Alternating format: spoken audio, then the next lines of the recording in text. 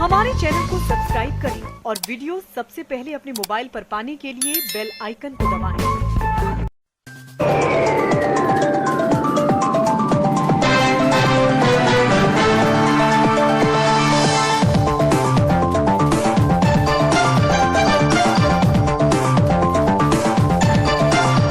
सीताराम सीताराम सीताराम तो कहिए, लेकिन जेई बिद रागे राम वो बात ठीक नहीं है।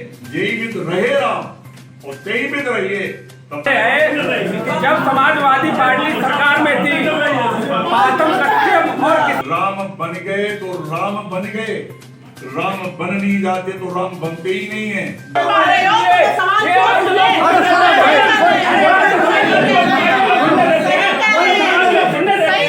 भारतीय जनता पार्टी भी पिछली बार सत्ता में आई और गठबंधन से इस बार भी जो भी पार्टी आएगी गठबंधन से आएगी, उससे फायदा तो है समाजवादी पार्टी के। आइए, स्वागत है दामोदर जी।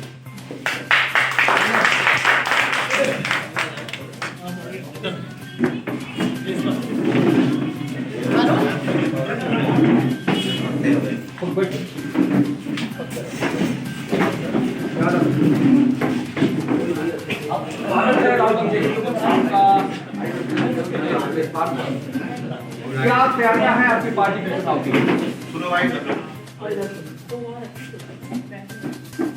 पार्टी की जो तैयारियां होनी चाहिए वो सारी तैयारियां क्रमवार चल रही है। जैसे बूथों का गठन है,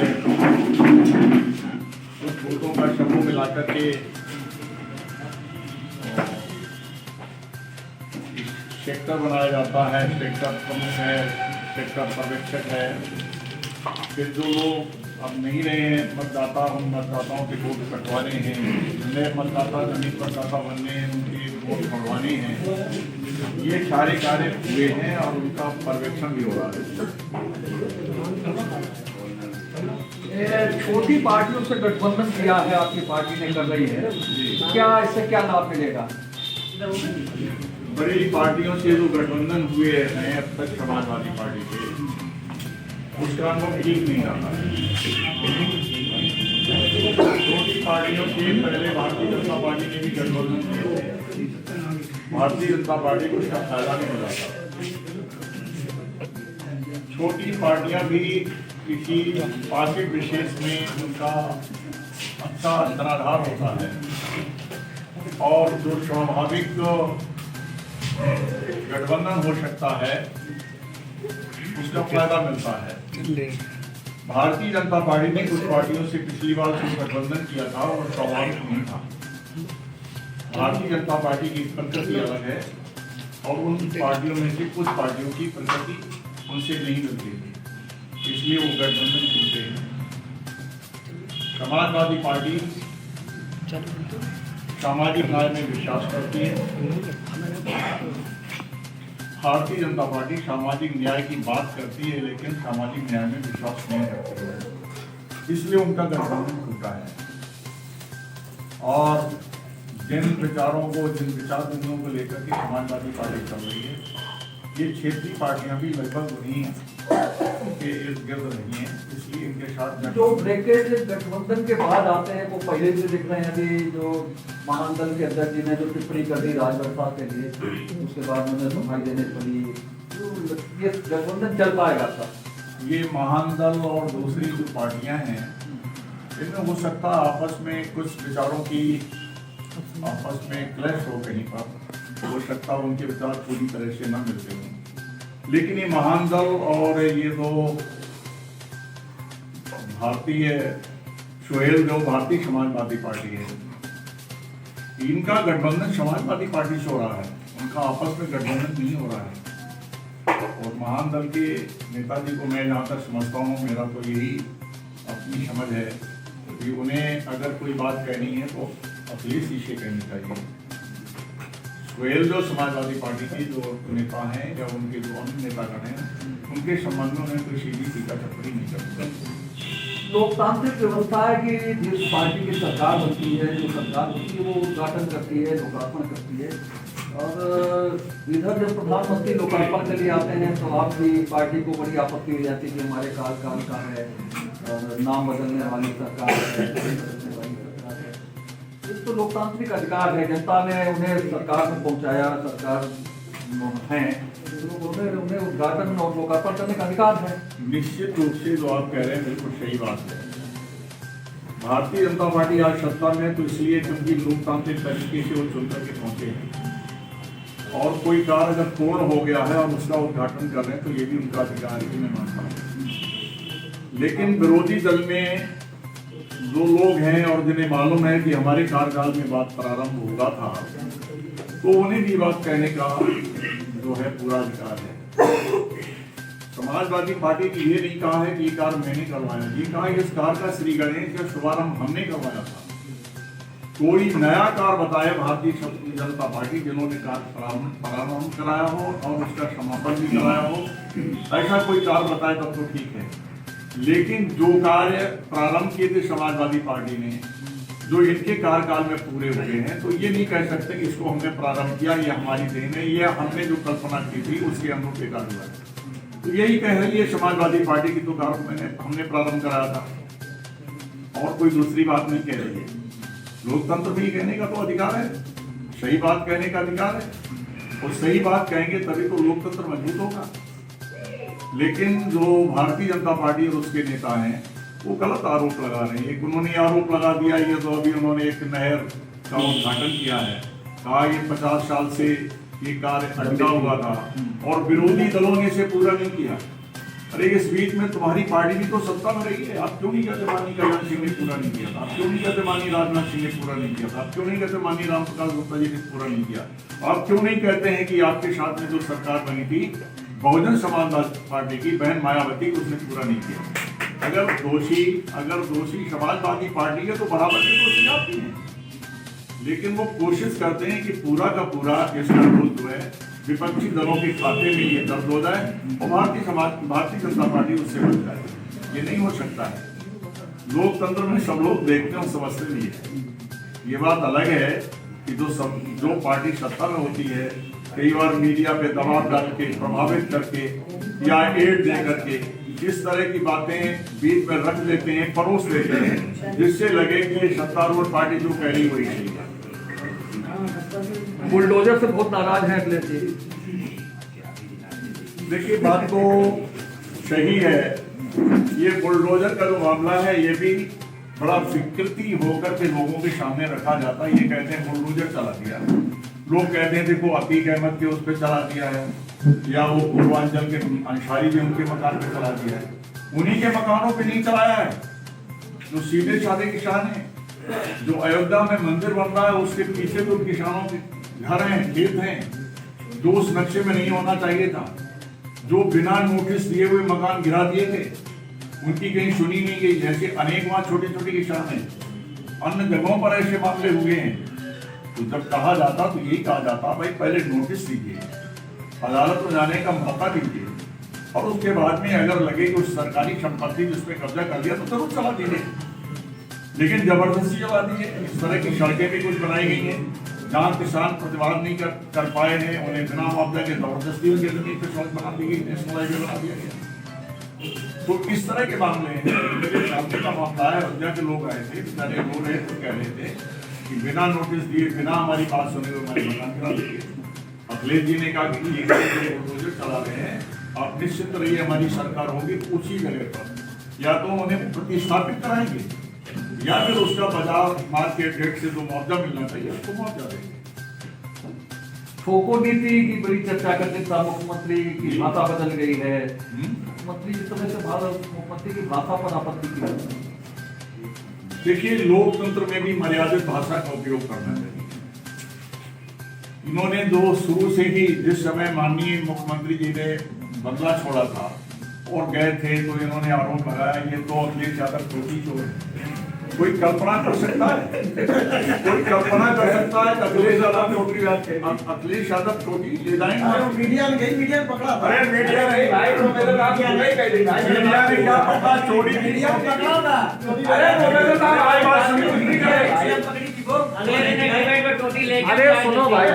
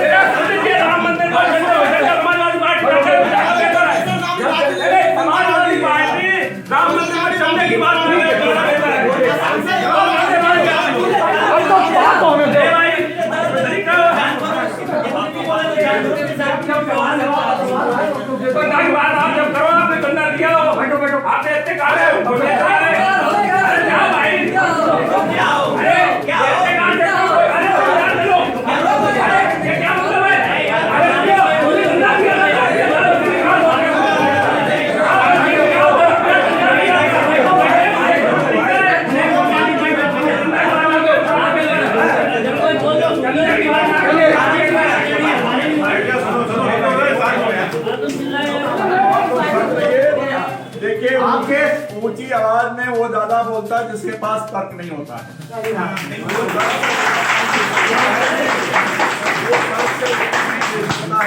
वो ऊंची आवाज में कोशिश करता है कि हमारी कभी ढक जाएगी। ये कोई कल्पना कर सकता है ये पूर्व मुख्यमंत्री इस तरह का काम करेगा? ये इतनी हल्की बात, इतनी छोटी बात वही लोग कह सकते हैं जो छोटे घरों में पैदा हुए हैं, जिनकी बात पर बड़ा हमला हो रहा है इस बार। जेपी नड्डा साहब ने भी भाषण दिया है कि आपकी पार्टी में पहले से तय रहता है कि कौन अध्यक्ष बनेगा। देखिए, पहले तो मेरी आप अवधारणा समझ लीजिए, मेरा अपना का विश्वास है। अगर कोई व्यक्ति राजनीति में है और उसके बाद में उसका बेटा या बेटी या दामाद अगर सामाजिक क्षेत्र में काम करता है और सामाजिक क्षेत्र में काम करने के बाद में, समाज सेवा करने के बाद में अगर वो समाज में लोकप्रिय है, तो उसके ऊपर ये आरोप नहीं लगना चाहिए कि वो केवल परिवारवाद की वजह से उसमें राजनीति में आ गया है। परिवारवाद का लगना चाहिए आरोप तब जब आदमी बिना समाज सेवा के सीधे किसी पद पर आसीन हो जाए। जो ये आरोप लगाते हैं परिवारवाद का विपक्षी पार्टियों पे, तो भाई भारतीय जनता पार्टी में माननीय कल्याण सिंह गवर्नर थे, उनका बेटा सांसद था, उनका नाती मंत्री था उत्तर प्रदेश में और उनकी बहू भी थी। एक घर में 4 प्रमुख पदों पे थे। ये परिवारवाद नहीं है क्या? ये क्या भाजपा वालों को दिखाई नहीं देता है? ये भाजपा वालों के क्या दृष्टि में कोई दोष पैदा हो गया है? भाई तुम्हारे आंख में खुली और अपनी आंख कहानी है, वो कहानियां दिखाई नहीं पड़ती है, तो ये तो अच्छा तो नहीं चलेगा। ये सिंधिया परिवार में ज्योतिरादित्य सिंधिया क्या है, उनकी बुआ जो राजस्थान में मुख्यमंत्री रही वो क्या है, एक दूसरी बुआ और है, वो भी उसमें मध्य प्रदेश के मंत्रिमंडल में शामिल नहीं है, अभी भी प्रमुख पद में। ये जो हिमाचल प्रदेश के मुख्यमंत्री थे, उनका बेटा आज भी केंद्र में मंत्री है। तो इन्हें अपना परिवारवाद नहीं दिखाई देता है क्या? राजनाथ सिंह जी मंत्री हैं, उनका बेटा विधायक है। अरे कितने उदाहरण दिए जा सकते हैं? 45 लोग हैं ना। हाँ, तो मैं वही कह रहा हूँ ना कि जब ये कहते हैं तो वास्तव में ये इनकी दोगली राजनीति, 45 लोग, ये इनका दोगलापन है, कथनी करनी में अंतर है। जो आरोप दूसरे पे लगाते हैं उस आरोप से अपने आप को बिल्कुल शुद्ध रखे तब तो आरोप लगा सकते हैं। ये भारतीय जनता पार्टी वो नहीं है जो माननीय दीनदयाल की सुस्तता पे आधारित पार्टी थी। ये भारतीय जनता पार्टी वो नहीं है जो माननीय अटल और अडवाणी जी के जमाने की पार्टी थी। इसलिए ये दोष पैदा हो गया। अब तो ये पार्टी किसी भी तरह से सत्ता में रहने के लिए कुछ भी करने को तैयार है, उसके लिए कोई आदर्श नहीं रह गया, इसलिए इस तरह की ये बात करते हैं। वरना ये अपने घर में देख लेते, इसके बाद में आरोप। विकास कार्यों की बात होते होते वही पुराना शुरू हो गया चैप्टर, अयोध्या से लेकर के मथुरा काफी। कल आ रहे हैं प्रधानमंत्री जी इसका लोकार्पण करने बॉम्बे का। देखिए, मुझे लगता है कि भारतीय जनता पार्टी के जितने भी इंजन थे वो सब फेल हो गए हैं।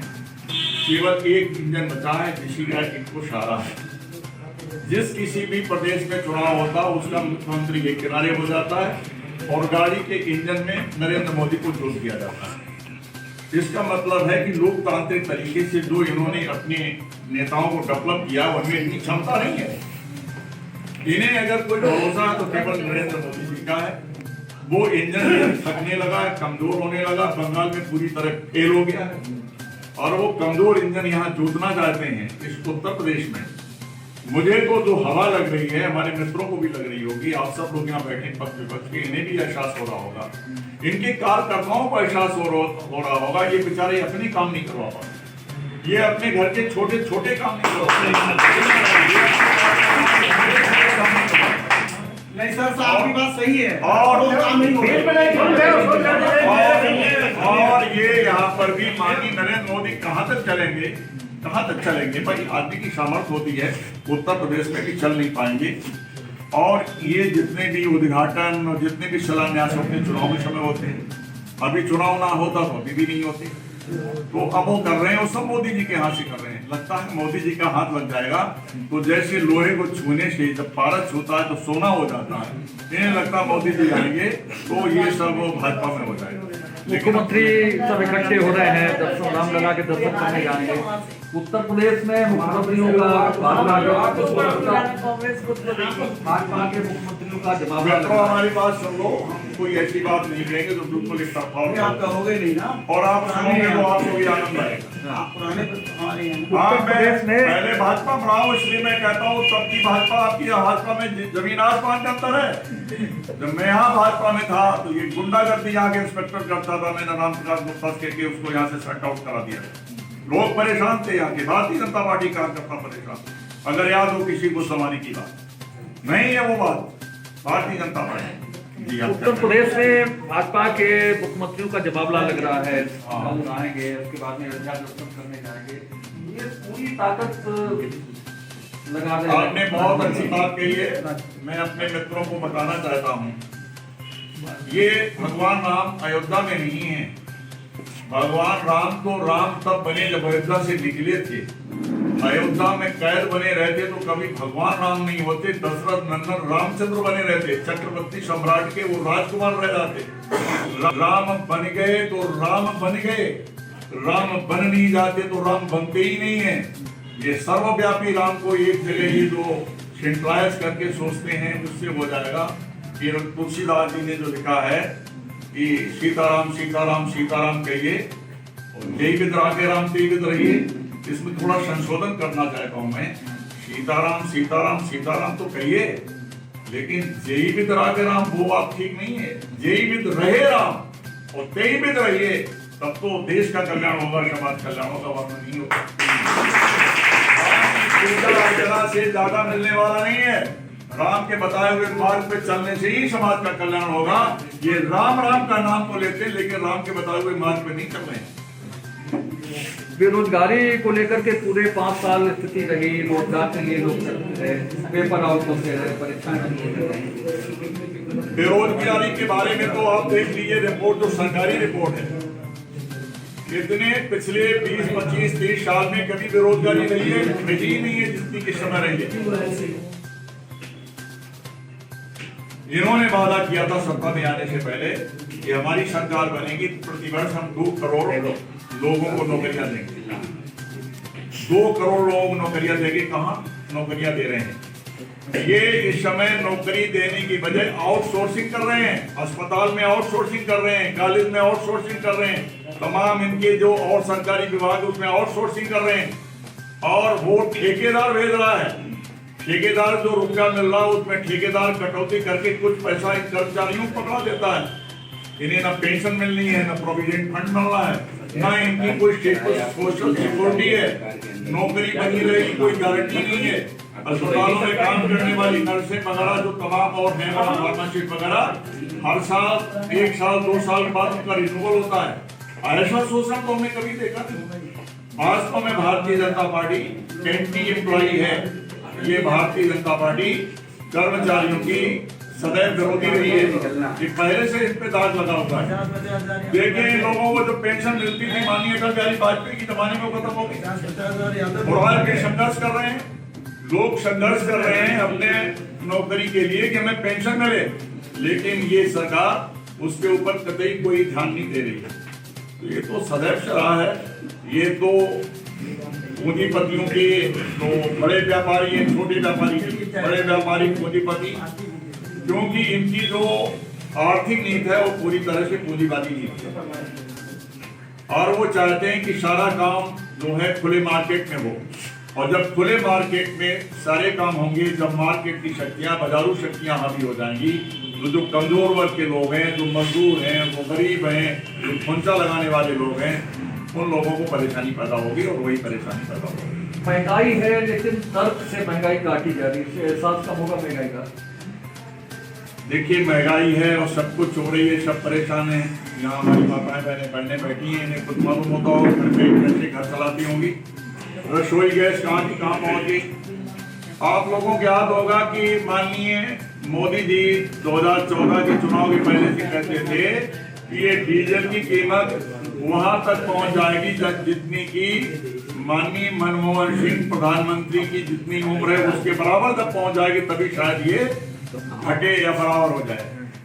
अब तो माननीय नरेंद्र मोदी जितनी उम्र है उससे ड्यूडी कीमत होगी डीजल की, जितनी उम्र है उससे ड्यूडी होगी डीजल की कीमत, पेट्रोल की उससे भी ज्यादा हो गई। और ये तब हुई है जब मार्केट में क्रूड ऑयल की कीमत 72, 74, 75 डॉलर प्रति बैरल थी। कांग्रेस जमाने में जब 114, 115, 117 डॉलर प्रति बैरल थी, तब भी इतनी कीमत नहीं हुई थी। पिछले 3 साल में इस सरकार ने 24-25 लाख करोड़ रुपया केवल पेट्रोल और डीजल इस सेक्टर से पैदा किया है, और हर क्षेत्र के लोगों को तंग किया है। हमारे जैसे लोग, हमारी उम्र 70 साल की है, हमसे भी ज्यादा उम्र के होंगे, इन सभी को 1.5 साल तक महंगाई भत्ता की किस्तें रोक ली गई, जो दी नहीं गई है। ये भी नहीं सोचा गया 80 साल का बुढ़ा जो पेंशन होगी अगर उसे नहीं मिलेगी महंगाई भत्ता की किस्त, तो क्या हाल होगा। कोई ऐसा वर्ग नहीं है जो पीड़ित नहीं है, और पता नहीं है रुपए का क्या करते हैं, कहाँ ले जाते हैं। ये कहते हैं कि हम सड़कें बनवा रहे हैं, हम बंदरगाह बनवा रहे हैं। अरे भैया ये सड़कें और बंदरगाह बनवा रहे हैं तो बड़े पूंजीपति उसका इस्तेमाल करेंगे, हवाई अड्डा बनवा रहे हैं तो बड़े पूंजीपति करेंगे। गरीब और मध्यम वर्ग के लिए क्या आप कर रहे हो? इन गरीबों मध्यम वर्ग के लिए कोई काम नहीं किया। पिछले 1 साल से आते हैं आर्थिक क्षेत्र में, पिछले 1 साल में इस देश के पूंजीपतियों की संपत्ति 36% बढ़ गई कोरोना काल में, और बाकी लोग भुखमरी के किनारे पे पहुंच गए। इससे ये स्पष्ट हो जाता है कि भारतीय जनता पार्टी की जो नीति है, आर्थिक नीति है, बिल्कुल पूंजीपतियों के पक्ष में है। जातिवाद को बड़ा बढ़ावा दे रही है। आपके यहाँ जाति सम्मेलन बहुत हो रहे हैं पिछले 6 महीने से, हर जाति के नेता दौड़ाए जा रहे हैं, तो जाति को, जातिवाद को बढ़ावा दे रहे हैं। चलिए, ये समाज जो बना है वो जाति से बना है। समाज में धर्म है, समाज में वर्ग है, समाज में संप्रदाय है, जात में फिर उसके बाद में जाति है, फिर जातियों में भी जातियां, उपजातियां हैं। इसे समाज बना है। जो समाज इसी से बना है तो इनकी बातें भी होंगी। समाज सुदृढ़ तब होगा, समाज सुदृढ़ तब होगा जब समाज को बनाने वाले सारे वर्ग सुदृढ़ होंगे। तो अगर ये जितने भी वर्ग हैं, जितनी भी जातियां हैं, उन जातियों को अगर यथेष्ट भागीदारी राजनीतिक दलों में मिल जाए तो उसके बाद में ये सारे दल भी मजबूत हो जाएंगे, देश भी मजबूत हो जाएगा। ये इसीलिए इस समय चल रहे हैं जिनको इन्होंने आज तक नहीं दे पाया है यथेष्ट भागीदारी, या जो मांग रहे हैं वो चल रहा है। और मेरा विश्वास है कि ये चलता रहेगा ऐसे ही जब तक कि सबको यथेष्ट भागीदारी नहीं मिल जाएगी। प्रियंका गांधी बहुत घोषणाएं कर रही हैं, 10 लाख का फ्री इंश्योरेंस, हेल्थ इंश्योरेंस। इतना पैसा है सरकार के पास? नहीं, पैसा तो नहीं उनके पास में, और उन्हें ये भी मालूम है कि सत्ता में तो आना नहीं है। जब सत्ता में आना नहीं है तो वादा करने से क्या, इसमें हल क्या है? वादा करने के बाद में कुछ बहनें हमें ज्यादा वोट दे दें, हमारा वोट परसेंटेज बढ़ जाए, तो उसमें क्या दिक्कत है? इसलिए वो वादा कर रही है। फर्जी है वो तो प्रतिज्ञा नाम दिया आपको। नहीं, वो प्रतिज्ञा वगैरह कुछ भी नाम नहीं, लेकिन उत्तर प्रदेश में कांग्रेस की स्थिति अच्छी नहीं है। उत्तर प्रदेश में कांग्रेस की स्थिति अच्छी नहीं है, इसलिए वो चाहे कितनी घोषणाएं कर दें, लेकिन उनका कोई विशेष मतलब नहीं है। वो सोचती हैं कि हमारी इन घोषणाओं से हो सकता है कुछ वोट आकर्षित होकर के कांग्रेस के खाते में आ जाए, सिर्फ इतना उनका मकसद है। एक आखिरी सवाल, क्या ये जो गठबंधन की रणनीति है ये नई इबारत लिखेगी, सरकार बनेगी अच्छी? गठबंधन से फायदा तो होगा, गठबंधन से भारतीय जनता पार्टी को फायदा होगा। गठबंधन से अटल बिहारी वाजपेयी ने 6 साल तक सरकार चलाई थी, उसमें 24 पार्टियां थी। गठबंधन से भारतीय जनता पार्टी भी पिछली बार सत्ता में आई, और गठबंधन से इस बार भी जो भी पार्टी आएगी गठबंधन से आएगी, उससे फायदा तो है। देखिए, हर पार्टी की अपनी सोच का वोटर होता है, उनके सोच के बाहर का भी कुछ वोट है जो इन छोटी छोटी पार्टियों के पास होता है, तो उसमें ऐड हो जाता है। तो भाजपा के साथ जुड़ेंगे उनके साथ वो वोट जुड़ जाएगा, जो सपा के साथ जुड़ेंगे उनके साथ ये वोट जुड़ जाएगा। सपा के धरने में डॉक्टर सुबोध यादव जी ऐलान कर रहे हैं कि बदला लेंगे। किस चीज का बदला लेंगे? ये बदला तो बताया जाए, किस चीज का बदला लेंगे?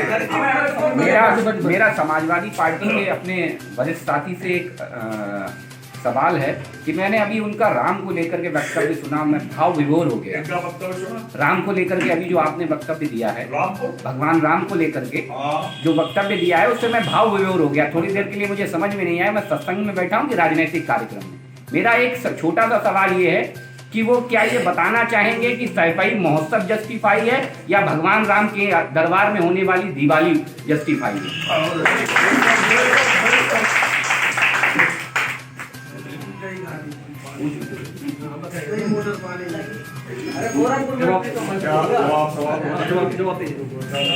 जरा इनका चेहरा तो देखने दो। देखिए, कोई भी उत्सव हो और कोई भी दिवाली हो, दिवाली और उत्सव वही फलदायी है और वही उपयुक्त है जिससे इस देश का आम आदमी प्रेरित हो, और जिससे कि वो उत्सव और वो दिवाली घर घर तक महसूस की जा सके। घरों में अंधेरा हो और कहीं एक जगह दिवाली मना ली जाए तो मैं नहीं समझता हूँ और दिवाली ठीक है। वो उत्सव भी ठीक नहीं जिससे कि उस उत्सव को आम आदमी महसूस न कर सके।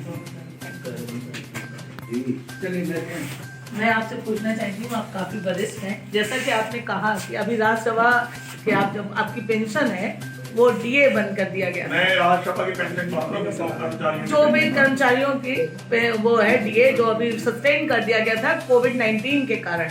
ये योगी जी ने किसी दुश्मनी के नाते नहीं सस्टेन किया था, जब देश में आपातकालीन परिस्थिति थी तब ये सस्टेन किया गया था। तो उसके विषय में आपने जो विचार व्यक्त किए मैं उससे थोड़ा सहमत नहीं हूँ। आप उसको जरा मुझे जस्टिफाई करने की कोशिश कीजिए कि योगी जी ने इस काम को गलत क्यों किया, आपको गलत क्यों लगा? मेरी बात तो सुनिए, मैं जी, कोई जरूरी नहीं आप हमसे सहमत हूँ और कोई जरूरी नहीं मैं आपसे सहमत हूँ। जी, आपका प्रश्न जो है वो शामिक है।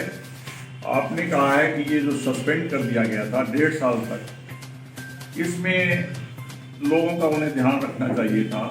एक वो 60 साल का व्यक्ति है जिसकी पेंशन में जो महंगाई भत्ता की किस्तें भी सस्पेंड हुई।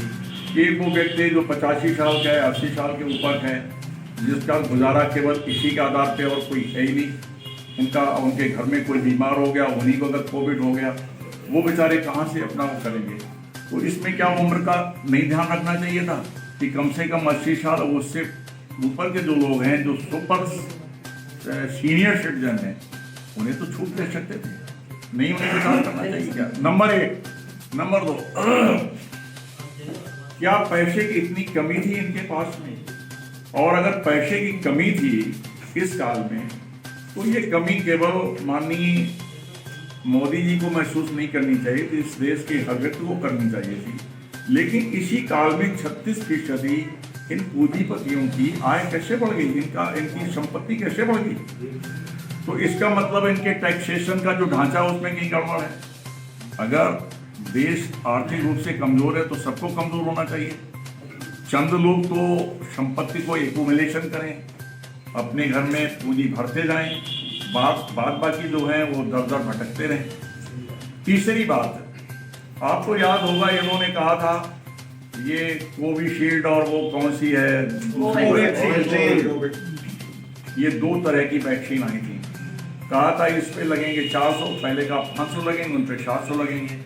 फिर उसके बाद में कहा कि नहीं ऐसा करो, जब कुछ लोगों ने कहा ज़्यादा है तो इसकी 400 कर दी, उसकी 600 कर दी कोवैक्सीन की। लेकिन जब सुप्रीम कोर्ट ने कहा केंद्रीय सरकार से कि आप हलफनामा दीजिए सुप्रीम कोर्ट में कि आपने जो मोदी केयर फंड बनाया उसमें कितना फंड है और वो कहाँ खर्च किया है, कितना रह गया है, उसी के बाद में ये फ्री हो गया। आखिर मोदी जी ने क्यों नहीं हलफनामा दिया और क्यों नहीं बताया कि इतना पैसा था फ्री हो जाता और उसे है, फ्री आपको कर पसंद दिया। है। पहले पैसा तय किया इतना पैसा लगेगा ये वैक्सीन लेने का और बाद में फ्री क्यों कर दिया, जैसे 100 उन्होंने करोड़ कहा लोगों को हलफनामा नहीं वैक्सीनेटेड कर दिया, ये गलत बात हो गई। 100 करोड़ तो जनसंख्या नहीं है। अरे वो 100 करोड़ जनसंख्या नहीं है भारत देश। आप बताएं भारत में बच्चों को लगी नहीं है वैक्सीन, 110 ये बच्चों को लगी नहीं है ये वैक्सीन। सुप्रीम कोर्ट ने नोटिस किया कि आप बताइए 10 करोड़ बच्चे हैं केवल भारत में। मेरा एक छोटा सा सवाल है समाजवादी पार्टी के नेता से मेरा एक छोटा सा सवाल है कि अभी आपने सामाजिक न्याय की बात की, आप कैसे जस्टिफाई कर सकते हैं, आप कैसे सामाजिक न्याय की बात कर सकते हैं जिस पार्टी के 60% जिलाध्यक्ष एक ही विशेष वर्ग के जिलाध्यक्ष हैं? आप कैसे जस्टिफाई कर सकते हैं कि उसी वर्ग का ही, आपका ही, उसी परिवार का व्यक्ति ही मुख्यमंत्री बनेगा? जब एक ही वर्ग से आप इतना लगाव रखते हैं तो फिर आप सामाजिक न्याय की बात कैसे कर सकते हैं? बहुत अच्छा आपने क्वेश्चन किया है। अभी आपने हमारे पर कोई आरोप नहीं लगाया, बहुत बहुत धन्यवाद। आप लेकिन आपके प्रश्न का उत्तर मैं देना चाहता हूँ। देखिए, अध्यक्ष बनाना, महामंत्री बनाना, संगठन में लेना, आपको मालूम होगा पिछले 2-3 साल से जब से भारतीय जनता पार्टी सत्ता में आई है, उत्तर प्रदेश में सड़कों पर अगर किसी संघर्ष किया है तो समाजवादी पार्टी ने किया है और भी कोई विरोधी दल नहीं जिसने किया हो। मैं अभी आप समझे नहीं होंगी मेरी बात को, आप समझे जब मैं पूरा करूँ। कांग्रेस ने बराबर से किया है सर।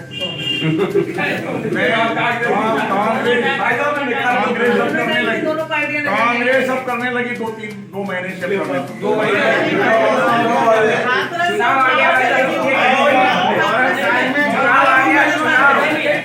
आपकी कंपटीशन है। कोरोना हो गया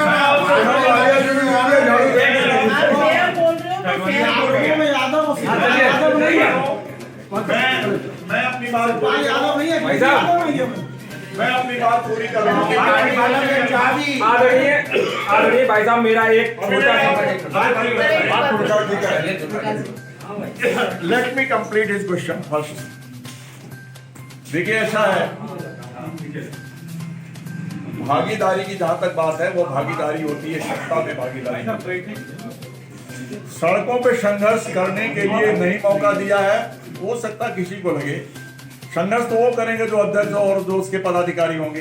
तो समाजवादी पार्टी ने यादव मुसलमानों को दिया तो कहा जाओ सड़कों पे संघर्ष करो, लाठी खाओ, नहीं दूसरे लोगों को लाठी खाने का मौका दिया। ये बात आपकी सही है, लेकिन जो भारतीय जनता पार्टी ने सत्ता में भागीदारी दी है तो आप देखिए, भारतीय जनता पार्टी जब से सत्ता में आई है, माननीय नरेंद्र मोदी जी के जमाने से केंद्रीय मंत्रिमंडल है, इस देश में 54% पिछड़े वर्ग की आबादी है।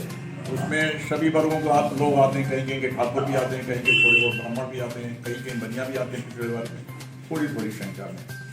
शेड्यूल कास्ट, शेड्यूल ट्राइब नहीं है, वो कहीं सब पिछड़े वर्ग में।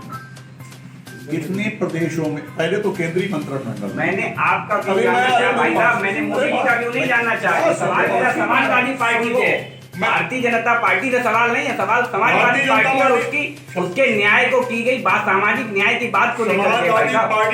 समाजवादी पार्टी का इतना लगाव केवल एक वर्ग विशेष से क्यों नहीं रामबख्श वर्मा अगले मुख्यमंत्री हो सकते हैं समाजवादी पार्टी में।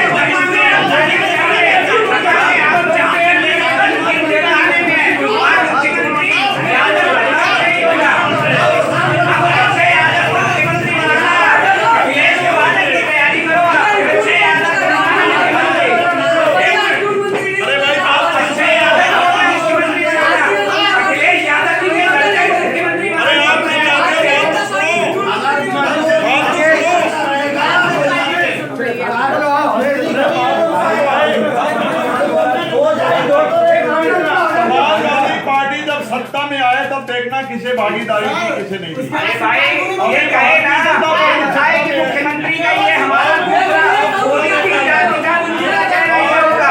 क्या कोई दूसरा ओबीसी नहीं है समाजवादी पार्टी में? मेरा एक दूसरा ओबीसी नहीं है। आदरणीय भाई साहब, मेरा आपसे एक प्रश्न है। भाई साहब, मेरा एक छोटा सा प्रश्न है। एक प्रश्न छोटा सा है, आप छोटा सा प्रश्न है।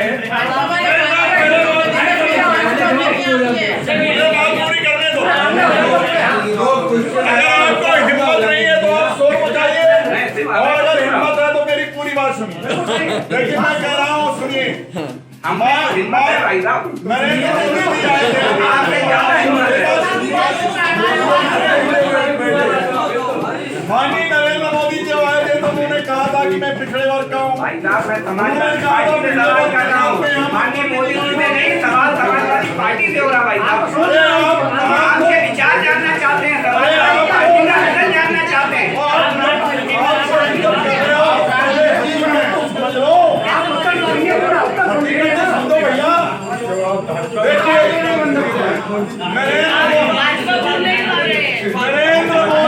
नरेंद्र मोदी जी के मंत्रिमंडल में आप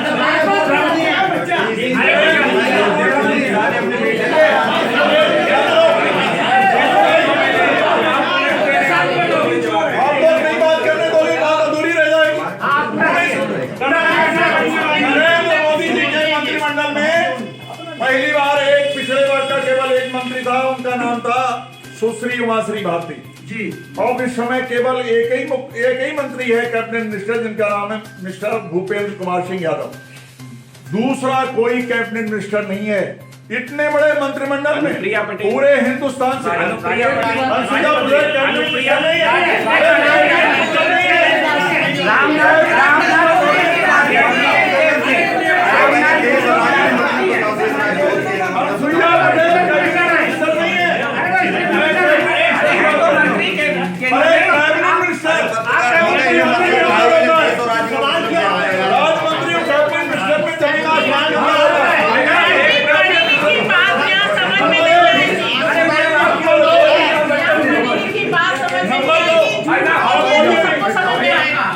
दूसरी बात कहता हूँ आपको, आप कितने प्रदेशों में आपकी सरकार है? कितने प्रदेशों में आपकी सरकार है भारतीय जनता पार्टी की?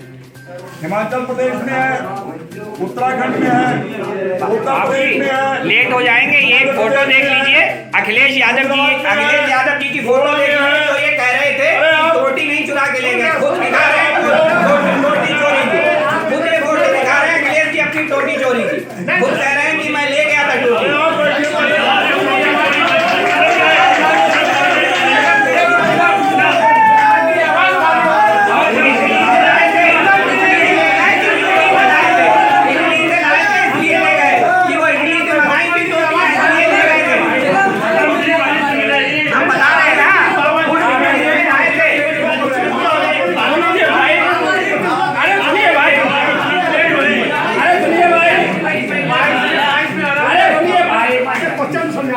आदरणीय प्रोफेसर साहब, अरे सुनिए भाई,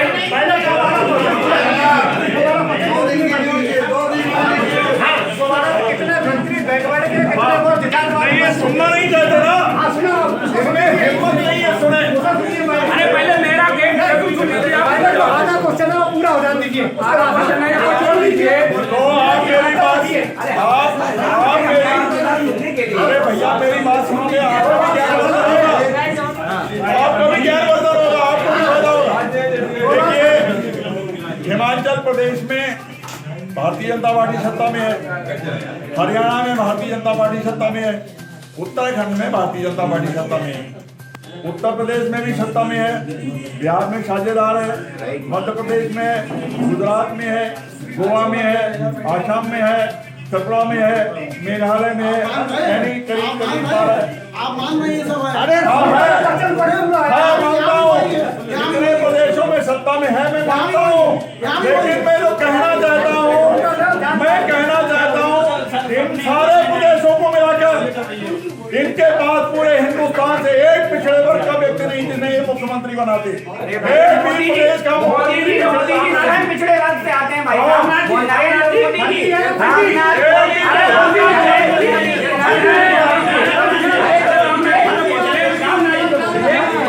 रामनाथ कोविंद जी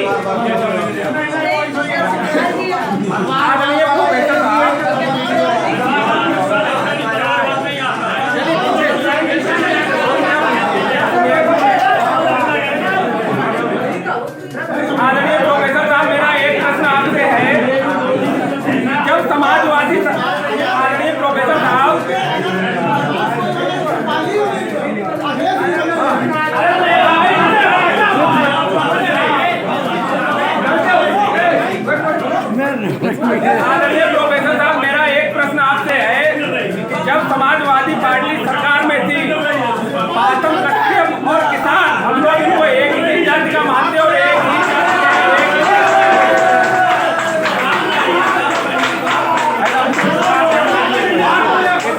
जैसे नंगे टोली करने इन लोग नहीं बैठ रहे नहीं आए, आधा लोग नहीं आएंगे इस प्रकार से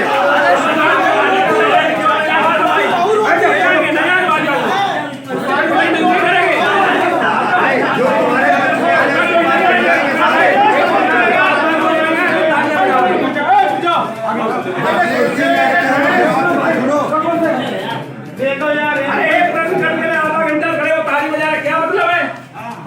जब अतिथि आए हैं वो जवाब दे रहे तो प्रश्न पूछने दीजिए।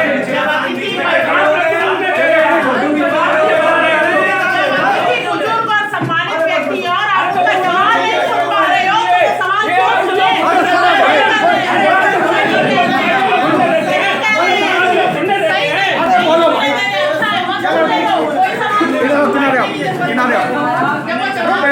जैसे हम लोग बात करते हैं किसान और कश्यप, एक ही पुत्र के दो बेटे थे, एक को जल दिया गया था, एक को थल दिया गया था। हम किसान और कश्यप की बात करते हैं तो बात किसान और कश्यप एक ही पिता के दो संतान थे। मैंने आपके वक्तव्य में कई बार सुना है। बात अब हम पर्टिकुलर आती है किसान की। एक शिवराम कश्यप जी है और शिवराम वर्मा जी है।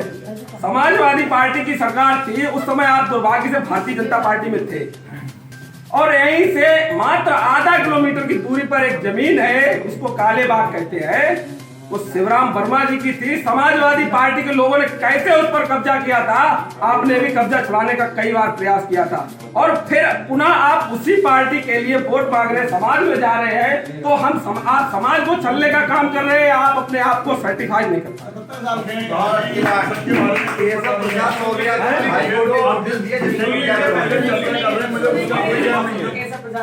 चलिए उसका कोई ज्ञान नहीं भैया, इसका ज्ञान नहीं है जिस प्रॉपर्टी का आप बात कर रहे हैं।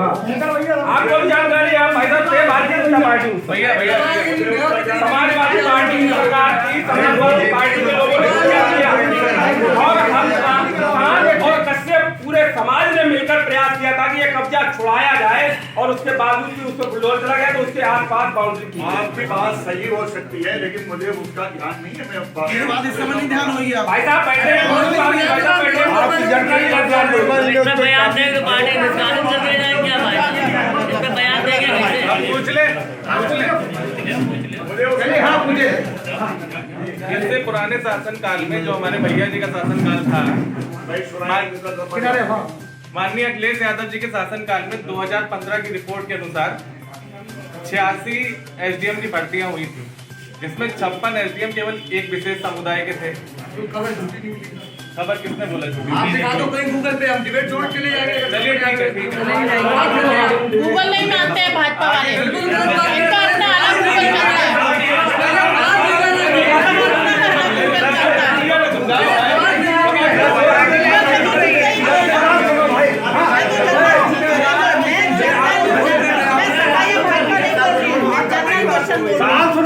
बात राजनीतिक है नहीं, केवल अपने वर्ग से संबंधित है। जो उसके बाद लखनऊ के अंदर जो अपने प्रदेश की राजधानी है उसमें भी ज्यादातर जो अपने पुलिस डिपार्टमेंट में जितनी भी चौकियां थी उनमें यादव समुदाय के जो लोग थे वही उच्च स्तर पर बैठे हुए थे।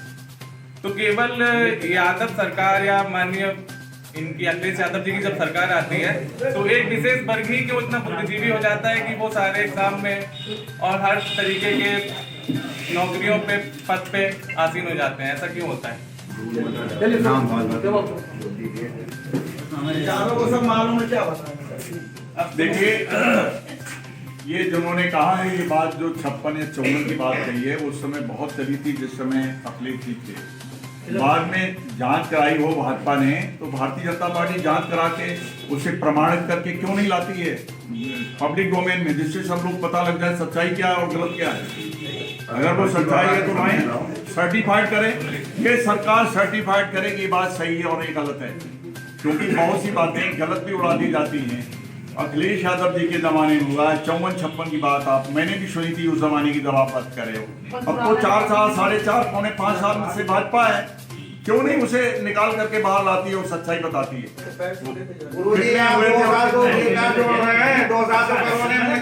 और देखो मैं बताता हूँ, वैसे इतना मुझे मालूम है, मैंने भी लिखा है।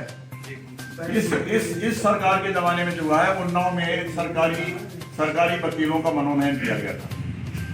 8 वकीलों में 7 ब्राह्मण थे और एक कायस्था ठाकुर भी कोई नहीं था। 8 वकीलों का सरकारी वकीलों में मनोनयन हुआ तो 7 थे ब्राह्मण और एक कायस्था, न कोई गुप्ता था, न कोई ठाकुर था, न कोई बैबड़ था, न और कोई मुसलमान था। ये तो इसी सरकार में हुआ है। इसके अलावा दूसरी बात मैं आपको बताता हूँ, जो भेदभाव की बात आप सुन लीजिए। इस अपने प्रदेश में जो लड़के व्यवसायिक शिक्षा ग्रहण करते हैं, नर्सिंग की करते हैं या पॉलिटेक्निक की करते हैं या MCA, BCA, MBA वगैरह के करते हैं, इन लोगों की, इन बच्चों की फीस जो है रिम्बर्स होती है, प्रतिपूर्ति होती है इसकी। इस योगी सरकार में क्या हुआ है कि वो लोग जो सामान्य वर्ग के थे, वो लोग जो शेड्यूल कास्ट थे, जिन्होंने परीक्षा पास की, उनकी फीस जो है रिम्बर्स हो गई, प्रतिपूर्ति हो गई। लेकिन जितने भी बैकवर्ड के लड़के थे उनके लिए सीलिंग लगाएगी, 67% से कम मार्क्स होंगे तो फीस जो है रिम्बर्स नहीं होगी। जब अखबारों में बात निकली तो 67 से 65 कर दिया गया। फिर तीसरी बार अखबार वालों ने जब उसे लिखा तो 62 कर दिया गया, अंत में 60 कर दिया गया। ये पिछड़े वर्ग के साथ ऐसा न्याय क्यों इस सरकार ने किया कि पिछड़े वर्ग का तो 60% नंबर लाना जरूरी है और बाकी वर्गों में अगर उसने परीक्षा पास कर ली, ये मैं प्रमाणित करता हूँ, या आप कोई मेरे ऊपर मुकदमा कायम कर दें अदालत में, नहीं सर, मेरा बिल्कुल सही बात है। मेरा विषय ये नहीं था, मेरा विषय मैं वो भेदभाव वाली बात की, मैं भेदभाव की बात नहीं कर रहा हूँ। जो प्रमाण के साथ आपको बता दें इस तरह का भेदभाव।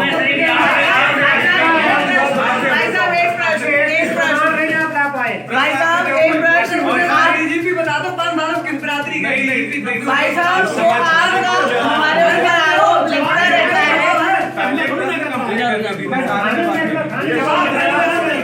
आपका आरोप लगता रहता है कि हमारी सरकार ब्राह्मण विरोधी है। हम नहीं उनको बोलने देंगे। बहुत बढ़िया बात है, हम कुछ आपका ही ये हमेशा आरोप होता है कि हमारी सरकार ब्राह्मण विरोधी है, और आपका बयान, इसके लिए मैं आपको हार्दिक धन्यवाद देना चाहती हूँ कि आपने बताया कि इतने ब्राह्मणों को मेरी बात सुन लीजिए। मेरा प्रश्न नहीं है, मैं आपको धन्यवाद दे रही हूँ। मेरे कहने से ये नहीं हो गया कि सरकार ब्राह्मणों का फेवर करती है, केवल उन्नाव में हुआ, हर जगह नहीं हुआ है, लेकिन एक जगह हुआ। इससे ये सरकार ब्राह्मण की पक्षपाती हो गई, ये सिद्ध नहीं होता है। ब्राह्मणों के साथ भेदभाव हुआ है, मैं मानता हूँ, तमाम वर्गों के साथ हुआ है भेदभाव हुआ, और कौन इससे खुश है? आप एक विशेष सरकार में नहीं हुआ, सारी सरकारों में हुआ। ये आप ही देखो, ये सरकार कितना झूठ बोलती है। आपको नहीं मालूम क्या कि नरेंद्र मोदी ने कहा था 2022 तक हम किसानों, आपको ये नहीं मालूम है कि सब थाने में टिक जाते हैं सपा सरकार ने कहा था, आपको नहीं मालूम है? ये सरकार ने बताना पड़ेगा। ये सरकार ने कहा था, क्या करें वो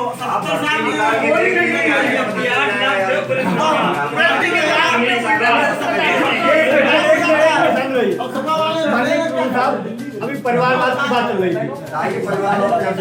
बाबू कल्याण सिंह का बेटा लाठी भी है, राजनाथ सिंह जी का भी है, माननीय मुलायम सिंह जी के परिवार में भी है। माननीय मुलायम सिंह का एक बयान आपने शायद पढ़ा होगा, जिन्होंने उन्होंने कहा कि मैंने अपने देश का मैं पहला व्यक्ति हूँ जिसने अपने जीवन काल में अपने बेटे को मुख्यमंत्री बना दिया।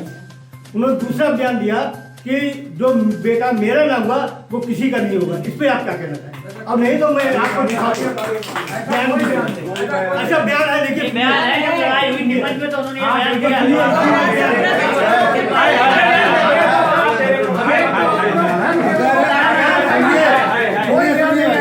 अगर मुलायम सिंह ने ये बयान दे दिया कि बेटा मेरा नहीं हुआ तो इतिहास उठा के देख लो, अकबर का देख लो, अपने मथुरा में जाके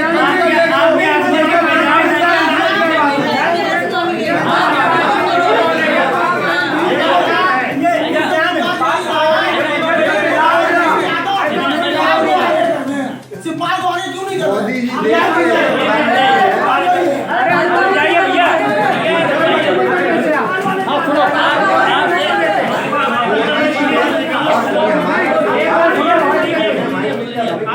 आप हमें ये बता दीजिए चुनाव टाइम आपको अचानक जिन्ना प्रेम कहाँ से याद आ गया? क्योंकि अडवाणी जी ने उसकी कवर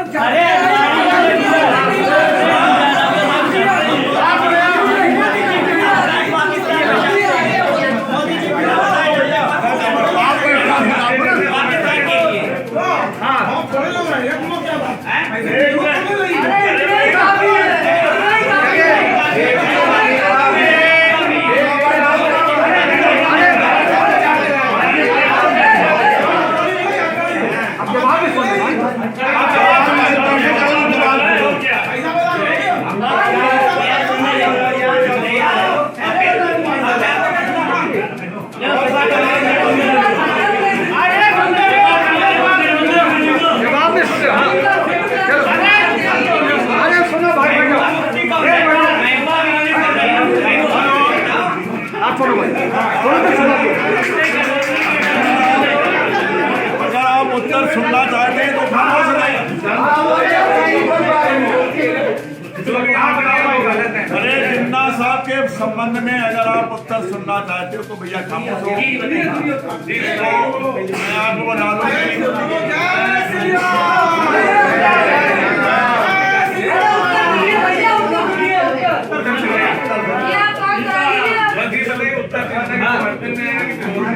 मेरा उत्तर आप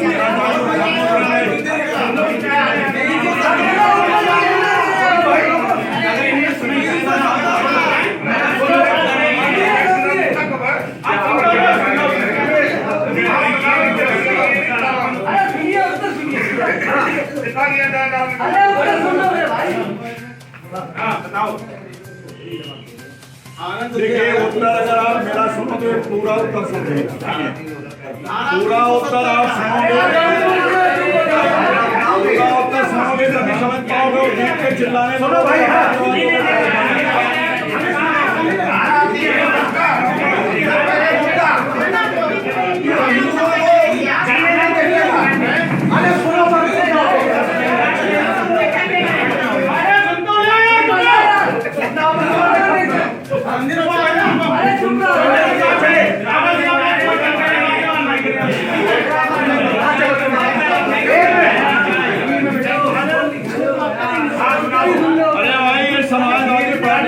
भारतीय जनता पार्टी के लोग और विभिन्न दलों के लोग मेरा हाथ जोड़ के निवेदन है आपकी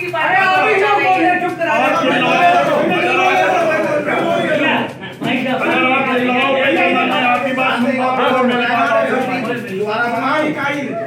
देखो इतनी अच्छी बातें आप लोग पूछ रहे हैं और मैं एक अध्यापक रहा हूँ और अध्यापक तभी पढ़ा पाता है, बता पाता, समझा पाता, सुन पाता है जब शांति होती है। आपने पहले ही पाठ पढ़ा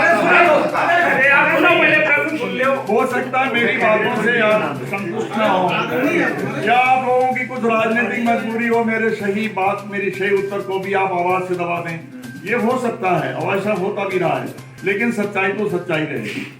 यहाँ दबा दोगे भाई बाहर जाएगी, पब्लिक डोमेन में जाएगी, वो बचेगी नहीं। देखिए सबसे पहली बात तो ये है, ये जिन्ना जी के लिए सबसे पहले प्रेम पैदा अगर हुआ तो माननीय अडवाणी जी जो हमारे इस देश के वो प्रधानमंत्री रहे, वो तो पाकिस्तान गए थे, उनके समाज में जाकर के उन्होंने बाकायदा उनको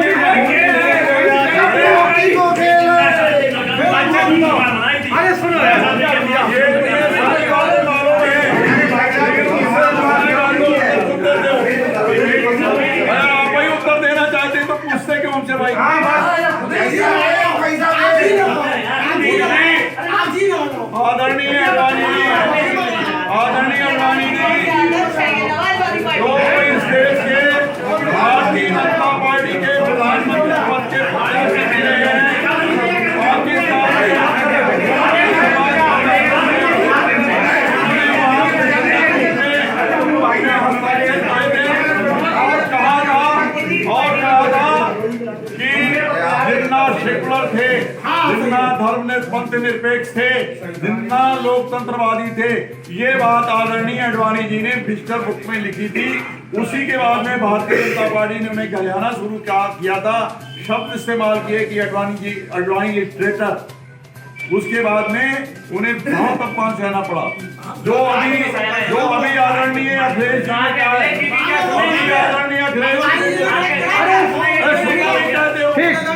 अरे आपको मालूम नहीं, आप पढ़े ही नहीं, इतिहास ही नहीं जानते, सुनोगे क्या? पढ़ के आए होते तो हमारी बात सुनते।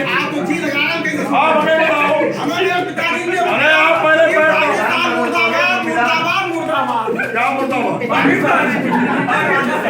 अरे आप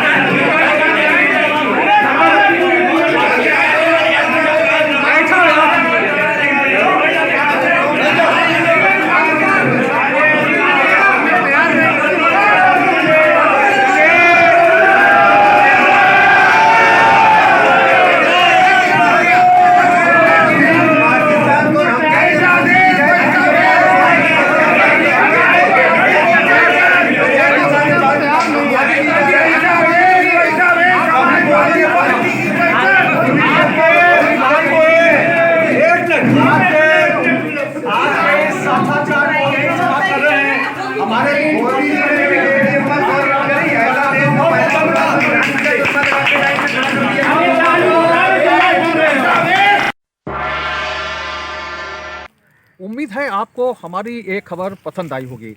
आप इसे लाइक करिए, अपने दोस्तों के साथ शेयर करिए और उस पर कमेंट करिए। अगर आप पहली बार हमारे चैनल से जुड़े हैं तो चैनल को सब्सक्राइब करना मत भूलिए। यही निवेदन आपसे है।